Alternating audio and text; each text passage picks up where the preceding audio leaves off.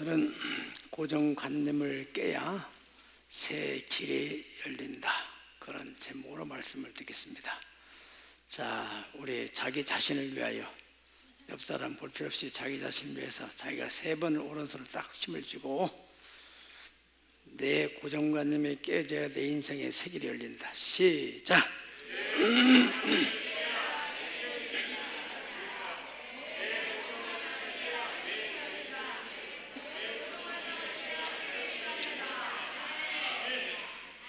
금방 이게 변질이 일어난 것 같아요. 내 고정관념을 깨야 내 인생의 새 길이 열린다. 다시 한 번 더 기울이겠어요. 구호 준비 시작! 내 고정관념을 깨야 내 인생의 새 길이 열린다. 내 고정관념을 깨야 내 인생의 새 길이.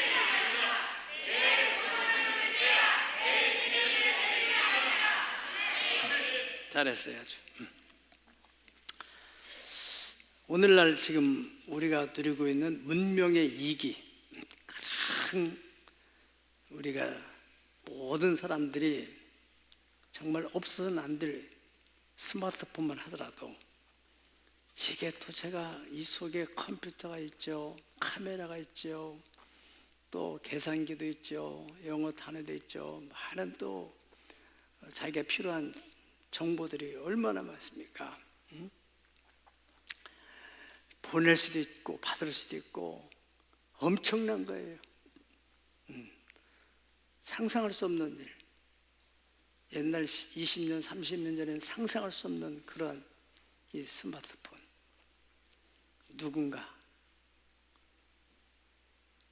고정된 관념, 전화는 꼭 선이 있어야만 한다. 카메라는 카메라지, 어떻게 이 전화기를 가지고 사진 찍냐, 어떻게 전화기를 가지고 계산기를 하냐, 어떻게 전화기 속에 이 영어 단원이 세상에 많은 책들을 갖다 집어넣냐, 말도 안 된다. 그런데 어떤 사람인가는 될 수 있다. 그 사람이 바로 이거를 만들어낸 것입니다. 우리는 누가 만들었는지는 모르지만 아무튼 간에 고마운 마음 가지고 쓰고 있습니다. 15세기까지, 그러니까 아담 하와를 하나님이 창조한 이후 15세기까지는 약 1500년 정도는 사람들이 머릿속에 지구는 고정되어 있고 태양과 달과 별들이 돌아다닌다, 그렇게 생각을 하고 있었어요. 그런데 16세기에 들어서서 폴란드의 니콜라우스 코페르니쿠스라는 사람이 아니다, 지구가 지금 멈춰 있는 게 아니라 태양이 멈춰 있고 태양 중심으로 지구가 돌고 있는 거다, 지금 지동설을 주장하게 됐어요. 당시는 이제 교황의 권위가 있었기 때문에 교황청에서 불러다가 이런 허맹랑한 이단 사상을 퍼뜨리느냐, 말도 안 되는 소리를, 다시는 그런 소리 하고 다니면은 엄벌에 처하겠다고 야단을 쳐서 보냈어요. 그런데 그 이후에 또 이탈리아에서 갈릴레오 갈릴레이라는 사람이 나타나가지고 맞다, 그 말이, 지구는 둥글고 지구가 태양 주위를 돌고 있다. 교황청이 또 불러냈지. 이놈 자식, 어디서 그딴 소리를 하고 내가 허명난 연비를 퍼뜨려가지고 사람들 혼란시키느냐고, 다시 그런 소리 하면은 사형에 처한다. 어떻게 하겠느냐 안 하겠느냐? 네, 다시 안 하겠습니다. 그리고 재판 끝나고 돌아가는 중에 그분이 그래도 지금 도는데, 그런 유명한 말이 전해 내려오고 있습니다. 다른 사람들은 그것을 귀넘어 들을지 모르지만은 또 이탈리아 탐험가 콜럼버스라는 사람은 이 지구가 둥글다면은 이 어딘가를 향해서 계속 돌다 보면은 원점으로 오겠지, 그런 마음을 가지고 배를 타고 탐험을 한 결과 오늘날 아메리카 신대륙을 발견하게 된 겁니다. 당시 사람들은 배 타고 어딘가 계속 가다 보면은 떨어지면 죽는다고 생각했는데 이번은 언젠가 다시 돌아서 온다. 지구가 돌기 때문에, 지구가 둥글기 때문에 신대륙이 발견돼서 오늘날 세계 패권 국가 미국이라는 나라가 생기게 된 것입니다. 만약에 그런 인물들이 없었더라면 원시적인 생각을 하고 살아가고 있었겠죠. 이 고정관념의 틀에 박혀있는 사람들, 이런 사람들은 안정된 생활을 할 수 있지만은 그런 사람들은 자기 삶의 발전도 없을 뿐만 아니라 다른 사람의 또 인류의 문명의 발전에 기여하지도 못한다는 사실입니다. 우물한 개구리처럼 그냥 자기 생각에 갇혀 살아가는 거예요. 우리나라만 하도 그렇습니다. 우리나라가 지금 이렇게 세계 강국으로 경제 부강한 나라가 되게 된 것도 이승만 대통령을 비롯해서 박정희 대통령을 비롯해서 또 삼성의 또 이병철 회장이나 또 현대 정주행 회장이나 뭐 그 밖에 대기업의 그룹의 회장들이 가지고 있는 생각, 그 사람들이 창의적인 그리고 혁신적인 생각으로 인해서 경제가 이만큼 발전한 거예요. 저는 추석 명절 기간에 우리 둘째 딸이 LG에 다니잖아요. 그래서 거기서 뭐가 이렇게 혜택이 있다고 해서 거기 곤지암에 가면은 거기 리조트가 있는데 거기 잠깐 하룻밤 있다 왔어요. 근데 거기 가니까 화담숲이라는 숲인데 거기 들어가면 또 입장료가 10,000원이라 된다고 그래요. 아니 등산하는데 뭔 10,000원이냐. 아까워서 안 들어가려고 했는데 여기까지 왔는데 한 번은 가봐야 돼. 사람들이 많이 가니까 뭐가 있길래 사람들이 그렇게 많이 갈까. 그래서 한번 가봤어요. 돈 10,000원이 아깝지 않더라고요. LG 창업자 구인인가 되시는 분이죠. 그분의 세 번째 손자뻘 되시는 분이 구현무인가 되시는 분인데 구본무라는 분이 거기에 이제 정원을 만들어 거기다 썼더라고요. 그 화담이라는 말의 의미가 화목할 화자에다가 말씀 담자 화목한 대화를 하는 그런 의미가 있다고 그래요. 그분이 호라입니다. 그래 이제 이렇게 가봤더니 산인데 말이죠. 산에다가 정원을 만들어 놨어요. 우리는 보통 정원 하면은 어떻게 생각해요? 평지에 이렇게 아담하게 만들어 놓는 것만 생각인데 어떻게 이 산에다가 산 중턱에다가 여기저기에서 좋은 소나무들을 다 떠다가 거기다가 정원을 하나로 어떻게 만들어 놨어요. 이야, 참 대단한 발상이다. 고정관념 뭐예요? 정원은 평지에다가 한번 가볼 만합니다. 어떻든 가다 내려오면서 그래 10,000원이 아깝지 않다. 그런 생각을 하게 됐어요. 자, 여러분, 이 기업들에 대해서는 계속 그들은 혁신적인 사고를 해야 된다. 이건희 회장 돌아가셨지만은 이분이 삼성전자를 일으킬 때 임직원들 다 모아놓고 여러분들은 지금부터 가정에 부인과 자식만 빼고는 전부 다 바꾸라. 그런 유명한 말을 했다는 것입니다. 한마디로 말해서 고정관념을 깨라. 그래야 우리 기업의 미래가 있다 하는 얘기입니다. 기독교 선교 역시도 오늘 본문에 있는 이 고정관념, 다시 말하면 유대인들의 머릿속에 또 예수님의 제자들의 머릿속에 있는 그 고정관념, 아브라함 때부터 자기들은 선택된 백성이고 이방인들은 구원받지 못할 백성들, 버림받은 백성들로 생각하는 그 고정관념의 틀을 가지고 있었어요, 이 사람들이요. 예. 그런데 오늘 베드로라는 사람이 성령의 인도함을 받아서 이방인의 집에 들어가게 돼요. 절대 가서는 안 되는데 이 사람이 거기에 들어가 가지고 복음을 전하면서 그 가정에, 이방인의 가정에 하나님의 성령이, 그 창조주 하나님의 영이 그들 가운데 임재하시는 걸 보면서 이것 도대체 어떻게 된 거냐. 베드로도 놀라고 같이 따라하던 사람도 놀라고, 그 소문이 예루살렘에 퍼져서 예루살렘에 총회가 열렸어요. 오늘날만 이제 목사님들이 이 교단마다 총회를 하잖아요.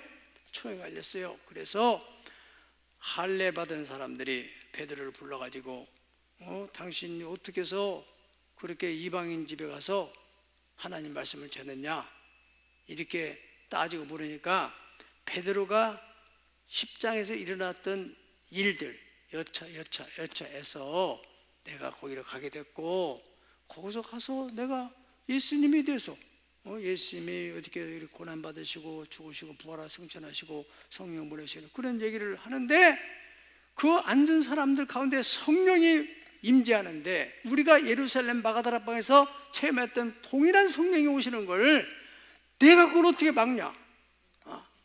그러니까 그 사람들이 가만히 듣고 보니까 이게 사실이거든.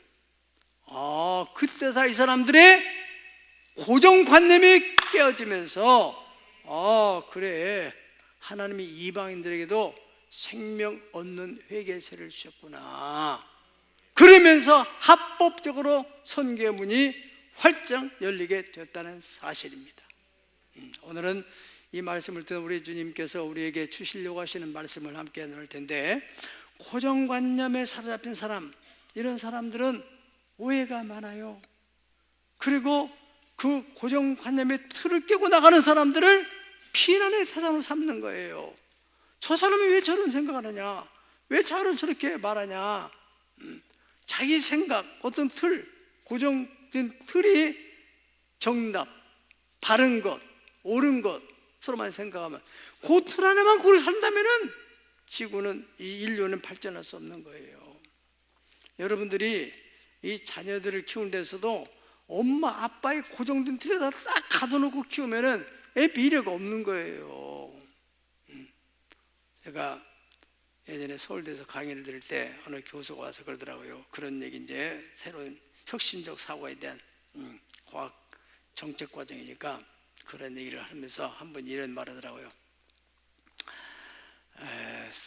이 인재를 찾으려면은 초등학교에 딱 들어가서, 여러분 사과는 언제 따는 게 좋습니까?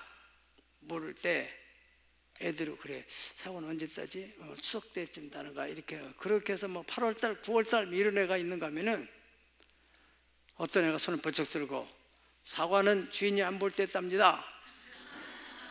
그런 놈이 인물이라는 거예요. 그런 놈이 새로운 사과의 발상. 들을 귀한 사람은 들으시기 바랍니다. 그래서 이 베드로가 이방인 집에 가서 복음을 전한 이것으로 인하여서 획기적인 일이 벌어지게 된 거예요. 이것은 단순한 사건이 아니라 이 창세기 17장에 하나님께서 아브라함과 언약을 맺을 때 할례를 통해서 너희는 선민의 표를 산에다가 새기라, 이렇게 해서 맺어진 것인데, 그때로부터 수천 년 내려오는 이스라엘 백성들의 선민의식, 그 선택된 자기 그 어떤 자긍심, 어떤 면은 또 교만, 이런 사고가 깨져났다는 것이에요. 물론 예수님께서 마태복음 28장 19절에서 20절까지 말씀하셨어요. 너희는 가서 모든 민족을 제자로 삼아서 아버지와 아들과 성령으로 세례를 주고 내가 너에게 모든 것을 가르친 것 지키도록 해라. 거기에 분명히 모든 민족을, 우리 민족뿐 아니라 유대 민족뿐 아니라 모든 민족을 제자로 삼으라고 했는데, 그런데 이들이 예수님 돌아가시고 부활하시고 그리고 예수님께서 승천한 성령이 임하시고 그랬음에도 불구하고 그 틀이 안 깨지는 거예요. 그렇게 무서운 거예요, 고정관념이. 예. 우리가 성경에 보면은 참 이 빌립이라는 제자가 나다니엘에 가서 친구한테 가서 야, 성경에 모세의 율법에 이미 예언됐던 그 메시아를 내가 만났다. 그 감격을 가지고 막 그 친구에게 막 설명하니까 그 나다니엘이 가만히 있다가 야, 나사렛이라는 그런 조그마한 동네에서 시골에서 어떻게 선한 일이 나겠느냐? 어떻게 그런 메시아가 나오느냐? 그렇게 말했어요. 그러니까요, 어떻게 되겠어요? 그래, 일반적으로 옆에 있던 사람들은 어떻게 하겠어요? 그래, 그런 데서 무슨 놈의 인물이 나냐? 그렇게 생각하지 않겠어요? 그럼 우리는 기가 죽어서 더 이상 얘기 못해요. 자기는 감격은 있지만은 분위기가 그러니까 어떻게 해야 돼요? 이 빌립은 어떻게 했어요? 와서 보라. 야, 와서 봐. 와서 봐. 그래서 나다니엘이 일단 그래 한번 가보자. 그리고 예수님을 딱 마주치는 순간에 예수님께서 나다니엘아, 자기 이름을 알아보는 거예요. 그리고 네가 무화과나무 아래 있을 때 내가 너를 보았다. 이건 뭐야? 거기서 이 사람이 깨어지는 거예요. 아, 당신은 참된 메시아요, 그리스도요, 이스라엘의 왕이십니다. 참 이렇게 어렵습니다. 아무튼 이 안에 이 사건으로 인해서 베드로가 이제 이방인 집에 가서 설명을 하게 됐어요. 그래서 설명하는 내용 두 번째로 4절에서 17절까지가 바로 4절에서 17절까지가 이 베드로가 여차해서 내가 이방인의 집에 들어갈 수밖에 없었던 그런 이야기를 하고 있는 거예요. 물론 자기 자신도 절대 이방인 집에 가서는 안 된다는 그런 고정관념에 사로잡혀 있던 사람인데 4절을 보겠습니다. 베드로가 그들에게 이 일을 차례로 설명하이르되 내가 요빠시에서 기도할 때 황홀한 중에 환상을 보니 큰 보좌 같은 그릇이 내 귀에 메어 하늘로부터 내려 내 앞에까지 들었다. 내가 바닷가에서 기도를 하는데 막 하늘이 열리면서 환상 중에 이 천사가 보자기를 내려보내는데 그 보니까 그 땅 내린 상태 보자기를 보니까 거기에서 막 네 발 가진 짐승들 막 기는 것들, 이건 레위기에 부정한 짐승으로 규정하기 때문에 절대로 먹어서는 안 된다. 그래서 자기는 이 더러운 것들이 왜 여기 있냐 이 생각하고 있을 때 하나님께서 잡아먹어라 그랬다는 거예요. 그러니까 베드로가 저는 지금까지 한 번도 이렇게 부정한 짐승은 먹지 않았는데 제가 먹을 수 없습니다. 그러니까 또 하나님의 음성이 들려오기를 내가 깨끗하다고 했는데 왜 네가 더럽다고 하느냐, 잡아먹어라. 이것이 3번 반복되던 중에 환상이 사라져버렸다. 그런데 마침 그 가이사랴에서 보낸 사람이 3명이 왔다. 그래가지고 그 사람들의 얘기를 들어보니까 그 가이사랴의 고넬료라고 하는 로마의 군대의 백부장이라는 아주 하나님을 경외하는 사람, 그리고 유대인들을 위해서 구제를 하고 시간 맞춰도 꼭 기도하던 이런 경건한 우리 백부장님이 계셨는데 이분이 기도하는 중에 이러이러한 환상 중에서 베드로 선생님을 모셔라 했다. 그러니까 베드로가 딱 그 말과 자기 환상과 딱 매치가 되면서 성령이 순간적으로 어떻게 했다는 거예요? 예? 성령이 마침 12절을 보실까요? 12절 시작. 성령이 내게 명하사 아무 의심 말고 함께 가라 하심에 이 여섯 형제도 나와 함께 가서 그 사람의 집에 들어가니. 아멘. 그래요. 성령이 내게 명하사 아무 의심하지 말고 함께 따라가라. 그래서 따라갔다는 거예요. 따라가서 이제 자기가 하나님 말씀 받은 거에 대해서 예수님에 대한 얘기, 자기가 경험한 얘기를 쭉 하니까 15절을 다 보십니다. 15절 시작. 내가 말을 시작할 때에 성령이 그들에게 임하시기를 처음 우리에게 하신 것과 같이 하는지라. 아멘. 내가 이렇게 복음을 전하는데 우리가 마가다락방에서 처음에 경험했던 그 성령의 임재가 거기에 나타나고 있는데 내가 누구기에 어떻게 그 성령의 임재를 막느냐? 그렇게 말하겠다는 거예요.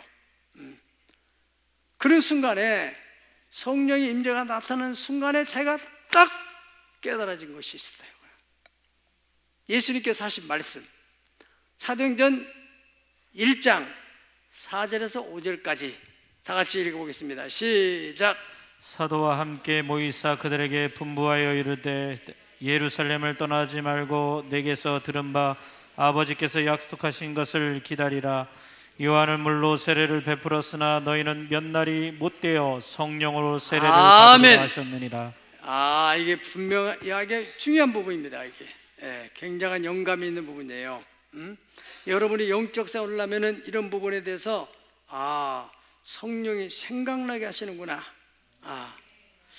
요한복음 14장 23절 보면은 보혜사 곧 아버지께서 보낸 성령 그가 너에게 모든 것을 가르치고 내가 너에게 말한 모든 것을 생각나게 하리라. 그렇게 예수님께서 생존에 계실 때 말씀하셨어요. 그리고 이제 마지막 승천하시기 전에 바로 사도행전 1장 4절 5절을 말씀하신 거고, 그거 다 까마득히 잊고 있었다가 바로 성령이 임하는 걸 보면서 베드로가 딱 생각했다는 거예요. 요한은 물로 세례를 베풀었지만은 너희는 몇 날이 못되어 성령으로 세례 받으라. 그 말씀이 딱 생각이 나. 바로 이게 이거였구나. 예수님이 하신 말씀이. 할렐루야. 여러분들이 기도하는 중에 또 설교를 듣는 중에 뭐 이러이러 하는 중에 딱 어떤 말씀이 생각날 때가 있어요. 그 말씀, 그 생각 중요한 것입니다.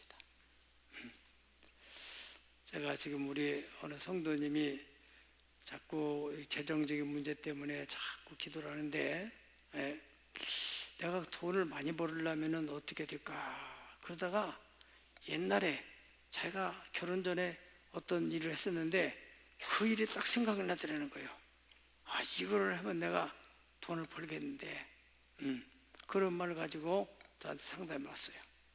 그래, 그 중요한 생각이니까 조심스럽게 잘 이렇게 점검하고 실천하게 되면은 반드시 엄청난 일이 벌어지겠다. 내가 권면했어요. 그건 보통 생각이 아니야. 중요한 거예요. 생각.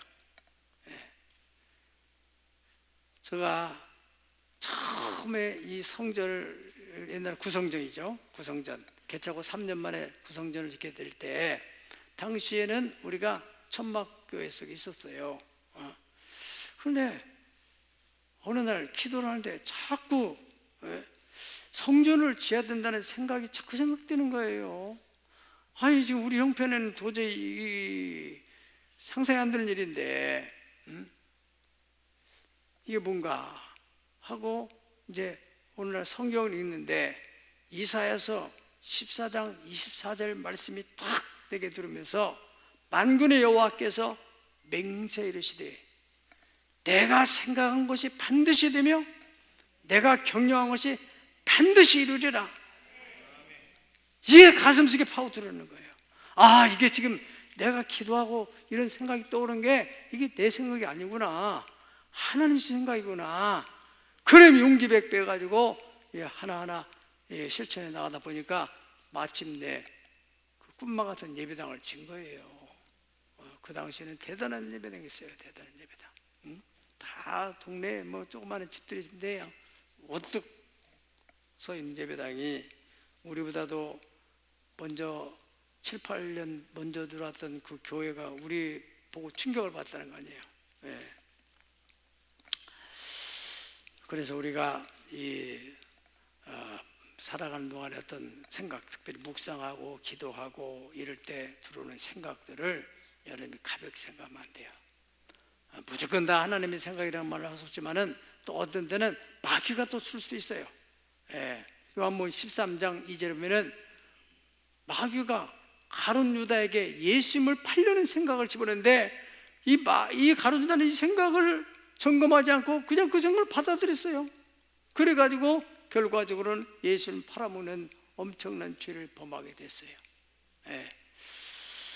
세 번째로 베드로가 성령님의 인도하심으로 이방인 집에 들어가게 됐고 그 일을 자세히 설명하니까 이 듣던 사람들이 어떻게 했어요? 야, 말도 안 돼. 너 지금 무슨 꿈꾸는 얘기하냐? 변명하는 거야? 합리화시키는 거야 너? 그렇게 하지 않고 잘 듣고 어떻게 했어요? 18절 다 같이 읽어봅시다. 시작.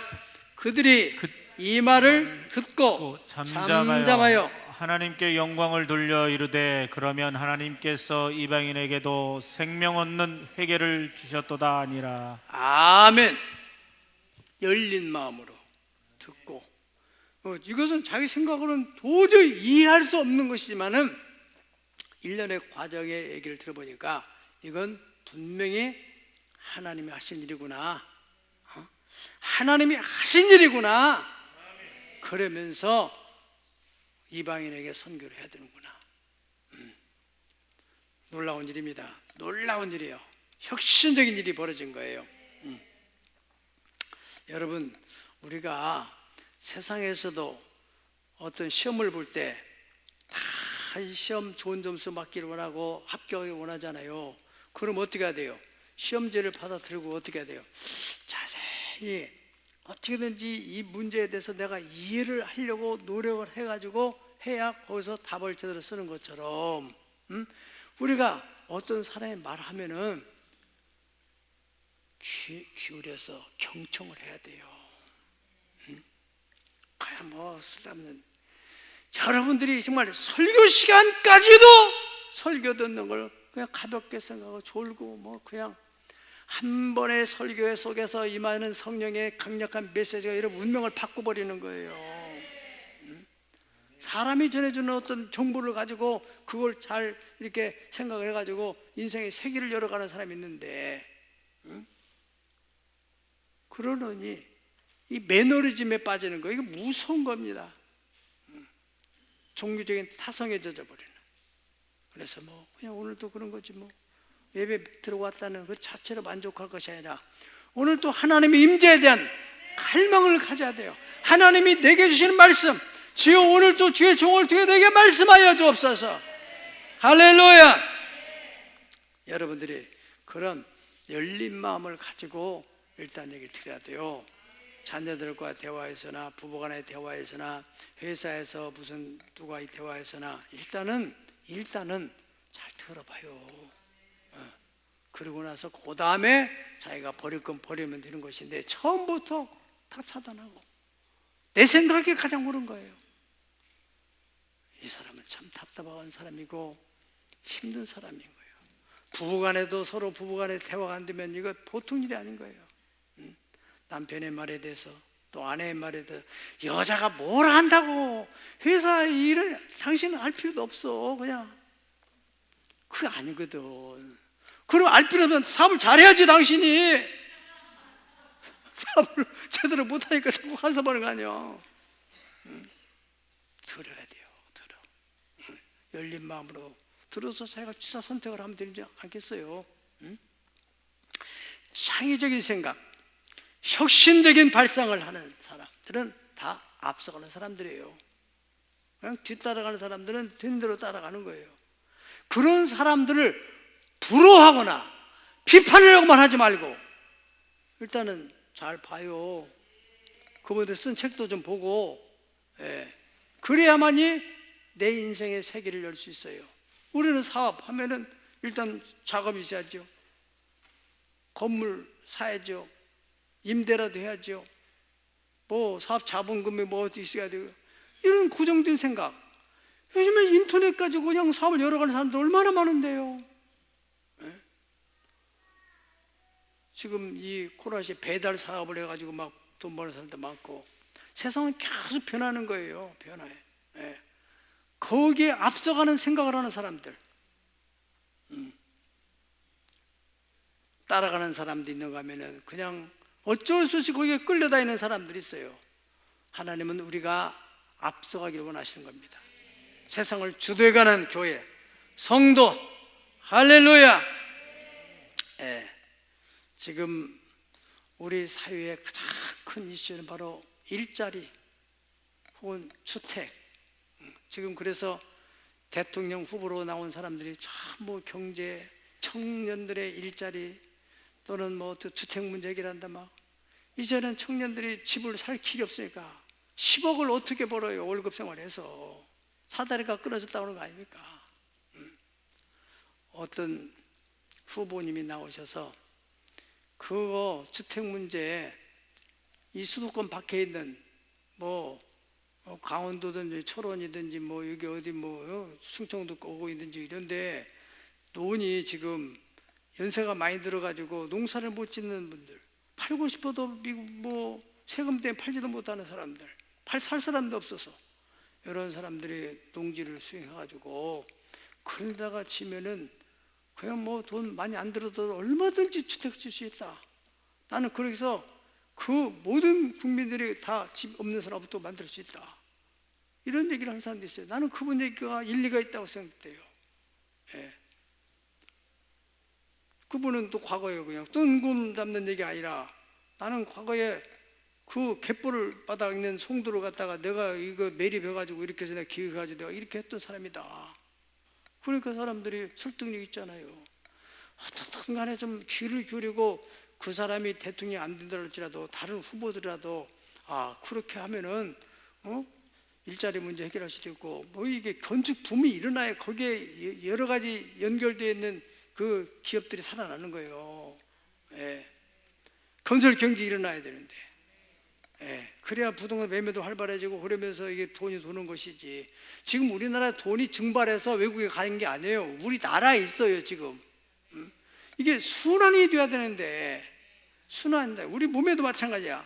몸에 에너지가 있는데 이 몸 에너지가 기와 혈을 통해서 순환이 돼야 몸이 건강하고 활기가 있는데 이게 순환이 안 되면은 몸이 병드는 거예요. 정체되어 있으면은 똑같아요.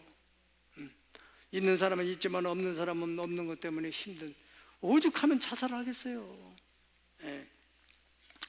자, 그렇기 때문에 여러분 우리가 누구를 탓하고 원망하기 전에 내 자신 스스로라도 하나님께 기도함으로 하나님 주시는 그 지혜. 아람 나라의 장군 나아만이라는 사람이 나병이 걸렸잖아요. 나병이 겉으로 볼 때는 멀쩡한 장군이지만은 속에는 나병으로 살이 썩어가는 거예요. 오늘날도 우리 주변에 겉으로 볼 때는 멀쩡하지만은 속에는 병 들어가는 사람, 가정과 사업에 지금 어려워서 힘드는 사람들도 있어요. 이런 사람들에게 복음이 필요한 거예요. 사람으로는 할 수 없지만은 하나님은 하실 수 있다. 그것을 내가 먼저 체험해가지고 내가 이런 어려움이 있었는데 기도해가지고 이렇게 해서 하나님 응답하셨다. 그렇게 된 거야. 당신 낙심하지 말고 일단 교회 나가서 하나님께 기도하자. 이게 중요한 거죠. 이게. 그 장군이 말이죠. 어느 날은 이게 자꾸 속옷에 피가 묻어 나오고 그러니까 빨래하는 그 식모 종이지요. 이 사람은 이스라엘에서 포로 잡아왔는데 자꾸 자기 주인 속옷에 자꾸 피가 묻으니까 안주인한테 아니 왜 이렇게 몸에 피가 옷에 피가 묻어 나오냐고 그러니까 여차여차해서 그분이 나병이 있어 그렇단다 얘기니까 그거 아무것도 아닌데요. 우리나라에 엘리사라는 선지자가 있는데 그분 앞에만 가면은 깨끗이 나을 수 있어요. 야, 어떻게 이게 무슨 그 사람이 뭐 하는데? 아니에요. 그 사람 무슨 약을 해서 그 사람 무학을 전공했어? 뭐 했어? 물어보지 않았어요. 나섰다는데 열린 마음으로. 그래, 믿져봐야 본전이다. 부인이 그 정보를 가지고 남은 장군한테 어느 날 여보, 예차해서 그 걔 있잖아요. 그런데 걔가 그 자기 나라에 가면은 엘리사라는 선자가 있는데 그분 만나면은 당신 병이 고쳐진다네. 에이, 사람이 쓸데없는 소리를 하네. 그거 무슨 놈의 그런 미신 같은 소리를 하냐? 응? 그렇게 하지 않고, 그래? 그럼 한번 가볼까? 그래가지고 임금님한테 진서를 받아가지고 이 사람이 갔잖아요. 응? 갈 때는 막 흥분이 돼가지고 그 사람이 엘리사를 만나러 간 게 아니라 엘리사도 왕의 슈아 있다는 것을 알기 때문에, 조직사회에 대한 원리를 알기 때문에 왕한테 가면 왕이 불러다가 자기를 어떻게 해주겠다. 자기는 대국이니까 이스라엘 소국 왕을 찾아가서 또 자기 나라 왕이 준 친서를 딱 내밀으니까 왕이 또 기절초풍을 하는 거예요. 내가 어떻게 이 사람 병을 고치느냐. 그래서 이제 엘리사를 이렇게 연결시켰는데 엘리사가 오지도 않고 가지도 않고 당신 그 요단강에 가서 7번 목욕하면 깨끗해져. 자기 종을 통해서. 그러니까 이 나만 장군이 머리가 돌아 안 돌아요. 이건 도대체 뭐야? 아니, 내가 어떤 사람인데, 내가 지금 왕의 친서를 가지고 왔는데, 얼굴은 보이지도 않고 나한테 뭐라고? 이런 싸가지 이러고 돌아가는 그 돌아가는 거예요. 그러니까 같이 왔던 이 스태프들이 장군님 여기까지 오셨는데 나는 한번 들어가 보시죠. 뭐 이보다 더 어려운 일이라도 병 고치려면 해야지 않겠어요? 자존심 문제가 아니잖아요.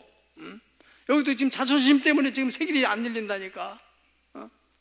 그래 들어갔어요. 한 번 들어가고 두 번 들어가고 세 번 들어가고 7번째 들어가 나오는 순간에 깨끗해졌어요. 어린아이 피부처럼 됐어요. 믿으시면 아멘 하십시다. 이게 하나님의 역사예요. 성경에는 이렇게 창의적이고 혁신적인 생각을 하는 지혜의 보고가 여기 담겨 있습니다. 고정관념을 깨는 얼마나 놀라운 일들이 많이 있습니까? 전쟁을 하는데도 우리는 전쟁은 어떻게 해야 돼요? 항상 무기가 있어야 돼요. 군대가 있어야 돼요. 전략이 있어야 돼요. 기도원 사사기 7장에 가면은 재밌는 전쟁이 나와요. 거기에 보면은 미디안과 아말렉 군대가 연합을 해서 이스라엘을 쳐들어왔는데 그야말로 이스라엘이 어찌 할 수가 없어요. 아무도 나설 사람이 없어요. 기도원이라는 사람이 무슨 대단한 사람이 아니에요. 그 사람도 겁이 많고 그래서 소심하고 그 자기만이라도 살겠다고 포도주 틀 속에 들어가서 거기서 밀타작을 하고 있는 거예요. 매일. 우리나라 나는 그 얘기 들을 때 꼭 우리나라 외정시대 때 공추를 뭐 이런 양식 있는 것만 보면 일본 사람들이 뺏어가니까 자 그렇게 살았던 시대가 있었다고 그래요. 고생하기 나요. 그래서 숨어서 지금 뺏길까 봐서 그러고 있는데 거기에 주님이 천사를 통해 나타나가지고 큰 용사야 여호와께서 너와 함께 하시는도다. 잘못 찾아오신 것 같습니다. 저는요 그런 사람 못 됩니다. 저희 가문도 변변치 않고요. 저 자신도 그런 인물이 아니에요. 다른 데 가보세요. 거기서 끝내지 않고 천사가 계속 얘기하니까 거기서 한 걸음 순종해 나가다가 이제 마침내 전쟁을 할 준비를 하게 되는데 300명 군대가 남았어요. 그걸 가지고 하나님께서 이 수십만의 미디안 군대가 얼마나 많으냐면은 이 메뚜기 떼처럼 많다 했어요. 메뚜기 떼처럼. 그리고 그들의 낙타의 수가 얼마나 해변의 모래처럼 많다고 그랬어요. 사사기 7장에 나옵니다. 그렇게 많은 군대가 있는데 300명 가지고 어떻게 해요? 하나님께서 무기는 활, 총, 미사일 이게 아니고 횃불, 항아리, 나팔 이게 무슨 코미디 하는 겁니까? 이게 전쟁을 하는데 이것이 하나님의 기묘한 전략이었다. 세 대로 100명 나눠가지고 이 산 위를 감싸가지고 이쪽 산 저쪽 산으로 올라가가지고 그 군대가 있는 그쪽에서 한밤중에 막 갑자기 그 항아리 속에 숨어있던 캄캄한 밤에 항아리 속에 있던 막 항아리를 막 깨니까 막 이 산 메아리가 찌면 막 꽉 벌쩍 불이 막 나타나는데 거기다가 막 나팔을 계속 부르다니까 잠자고 있던 사람인데 정신이 번쩍 나가지고 군인들이 순간적인 정신 장난증이 생겨가지고 막 칼을 빼가지고 막 서로 막 이놈이 적군인 저놈이 적군인지 막 자중질환이 나가지고 저희들끼리 다 죽여버렸어요. 내려가 보니까 손댈 것이 없는 거예요. 총도 없겠다, 뭐 아무것도 없으니까 자기들은 그냥 뭐 칼 가져간 것도 아니고 저희들끼리 다 죽었단 말이야. 응? 혁신적인 거예요. 고정관념을 깨는 그 하나님의 지혜는요, 우리 인간은 상상할 수가 없는 거예요. 하나님의 생각과 사람의 생각에 대해서 하늘이 땅보다도 봄같이 내 생각이 너의 생각보다 너무 높다. 할렐루야. 네. 여러분, 그런 마음에서 우리가 겸손함으로 하나님 말씀에 대해서 그걸 순종하고 받아들이고 실천하게 되면은 우리에게도 이러한 일이 얼마든지 일어나게 됩니다. 네. 성경을 읽고 기도하고 성령님의 도우심을 받아들여요. 제가 좀 조심스럽게 말씀드리지만은 우리 특별히 직장생활 하시는 분들, 직장생활 하시는 분들이 때 되면은 월급 주는데 다는 그렇지 않지만은 이렇게 매너리즘에 빠지게 되면은 물론 사업도 어렵겠지만은 자기도 오래 못 가는 거예요. 특별히 크리스찬들은 내가 이 직장에 있으므로 사장님이 든든하게 생각하고 거기서 자꾸 아이디어를 개발하고 또 아이디어를 내서 사장님에게 우리가 이런 방식으로 제가 이거 하고 있는 업무에 대해서 어떻게 하면은 원자재를 줄이고 어떻게 하면 더 좋은 제품을 만들 수 있는, 소비자가 어떻게 편하게 할 수 있는 모양새 디자인을 어떻게 하면 더 이쁘게 만들고, 그리고 어떻게 생산성을 높이고 어떻게 또 이거 유통을 시키고, 이런 자기 분야에 대해서 더 나은 생각을 우리가 뭐 때문에 기도해요? 새벽에 나와서 기도하면서 하는 자식을 위해서도 기도하지만은 자기가 하는 업무에 대해서 기도해요. 하나님 지혜를 주시옵소서. 야고보서 1장 5절에는 너희 중에 누구든지 지혜가 부족하거든 후히 주시고 꾸짖지 아니하시는 하나님께 구하라. 그리하면 주시리라 말씀하셨는데 왜 기도도 하지 않고 되는 대로 코로나 때문에 안 된다고 하고, 코로나 때문에 안 됩니까? 내 사고가 틀이 잘못돼서 안 되는 거죠. 지금 잘 되는 사람들이 있어요. 고정관념, 그 틀 속에 갇혀서 그냥 아니는 무수한 생각은 절대 하나님이 우리에게 바라는 뜻이 아닙니다. 사랑하는 여러분, 고정관념의 틀에 갇혀 사는 사람들 안전할지 모르지만 미래가 없어요. 공동체 유익도 안 됩니다. 혁신적인 생각을 가지고 살아가는 사람들, 그런 사람들 부러워만 하지 말고 또 비난하지 말고 자세히 지켜보고 그들의 권면도 듣고 자문도 듣고 하나님께 지혜도 구하고 가정에서도 대화도 하고 이래서 틀을 깨기만 합니다. 여러분의 인생에, 사업에, 가정에 새로운 길이 열리게 될 줄로 믿습니다. 다 같이 기도하겠습니다.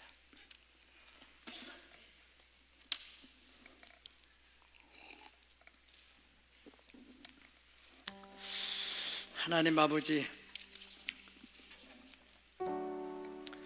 오늘 하나님의 전에 나와서 예배하는 주의 백성들에게 주신 귀한 은혜의 말씀, 들은 말씀이 믿음이 되게 하여 주시옵소서.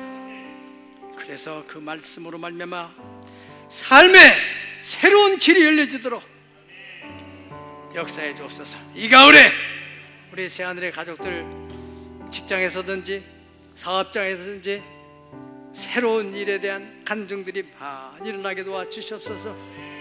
우리 교회 바요 성전에 대한 새로운 지혜를 주셨고 우리 교회 박물관에서 예배할 수 있는 새로운 기회 주셨던 하나님 아버지, 오늘 이 자리에 예배하고 있는 성도들에게 고정관념을 깨워주시고 세계를 열어주시옵소서.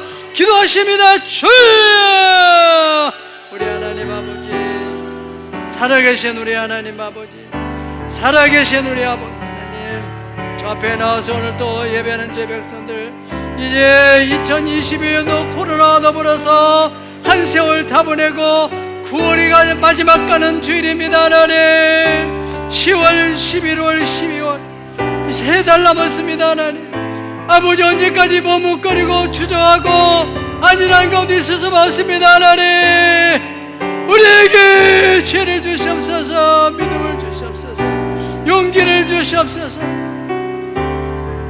새로운 길을 열어주옵소서. 광야의 길을 사막의 강을 내서 내 백성 나의 택한 자로 마시게 하겠다 하시나 우리 새하늘의 교회 하나님 은혜 부르시고 우리 나라의 민족 가운데 그리고 하나님의 국정을 수행하는 대통령과 그 스태프들에게 하나님 아버지여 고정관념의 틀을 깨게 도와주시옵소서. 세계는 지금 AI 시대로 나아가고 있습니다. 4차 산업시대에 들어가고 있습니다. 우리 아버지 하나님이여 깨어나게 도와주시옵소서. 새로운 발상, 혁신적인 사고, 하나님 나라를 새롭게 하시는 저희들 되게 도와주시고 완전히 빌고 주님 부릅니다.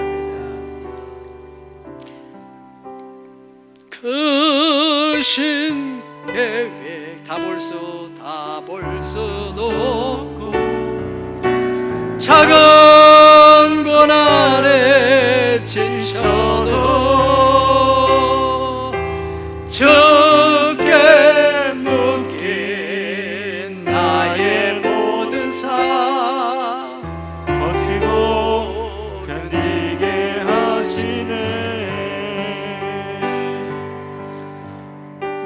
은혜 아니면 살아갈 수가 없네. 나의 모든 것 다 주께 맡기니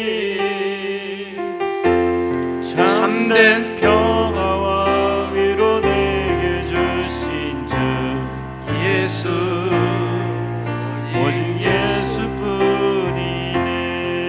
두 손을 가슴에 얹습니다. 하나님 아버지,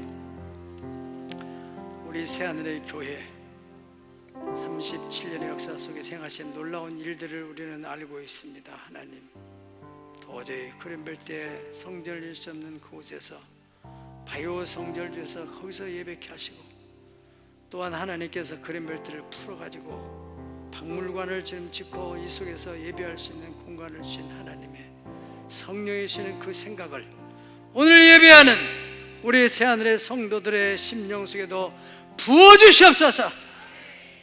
막힌 원인이 무엇인지, 묶여있는 원인이 무엇인지, 어떻게 하면 그걸 풀을 수 있는 것인지, 사람 관계든지 어떤 환경적인 요인이든지 하나님 풀을 수 있는 지혜가 하나님께 있습니다. 저의 머릿속에 하나님 혁신적인 지혜를 주시옵소서. 그리하여 고정된 틀에서 탈피하고 새 역사의 길로 나올 수 있도록 도와주시옵소서.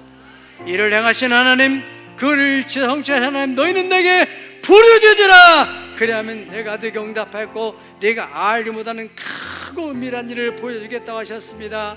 주님 보여주시옵소서. 부르짖는 성도들에게 보여주시옵소서.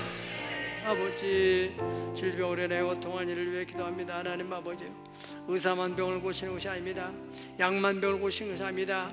하나님이여, 성령의 능력으로 하나님 병든 자의 손 얹은 적 나으리라고 하신 약속을 믿습니다. 믿음으로 손 얹었습니다. 주님이여, 성령이 역사하여 주시옵소서. 치료하는 광선을 발하여 주옵소서. 병의 근원이 다 소멸되게 도와주옵소서. 막혔던 혈과 기가 다 뚫리게 하여 주시옵소서.